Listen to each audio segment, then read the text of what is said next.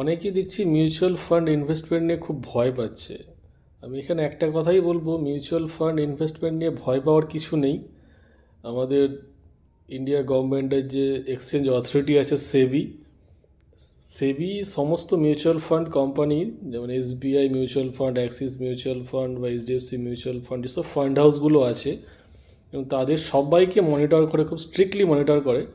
আমাদের দেশের যে অথরাইজেশন সিস্টেম বা যে এক্সচেঞ্জের যে অথরিটি, তারা সব কোম্পানিকে সঠিকভাবে মনিটর করে, এবং এখানে আপনার টাকা ডুবে যাওয়া বা নষ্ট হয়ে যাওয়ার কোনো জায়গা নেই।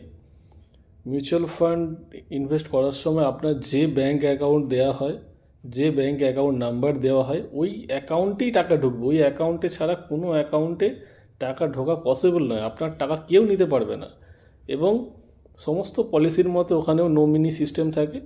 আপনার কিছু হয়ে গেলে নমিনি ওই টাকাটা যতটাই তুলতে পারবে।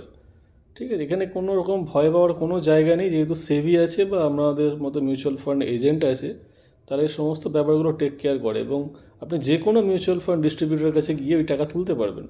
আর এখানে সবথেকে সুবিধা হচ্ছে, আপনি যে কোনো সময় ট্রানজাকশান প্লাস 3 ডেজ, মানে 3 দিনের মধ্যে আপনি আপনার অ্যাকাউন্টে টাকা পাবেন। এবারে যখন খুশি আপনি করতে পারেন, যখন খুশি ইনভেস্টও করতে পারবেন, যখন খুশি টাকা তুলতেও পারবেন। তো এটা তো অনেক সুবিধা না? আপনি সেভিংসে শুধু শুধু টাকা রাখতে যাবেন কেন? যেখানে একটা ইন্ডিয়ার মতো ইকোনমিক গ্রোথের কান্ট্রিতে আপনি আছেন, সেখানে মিউচুয়াল ফান্ডের সুবিধাটা নিন।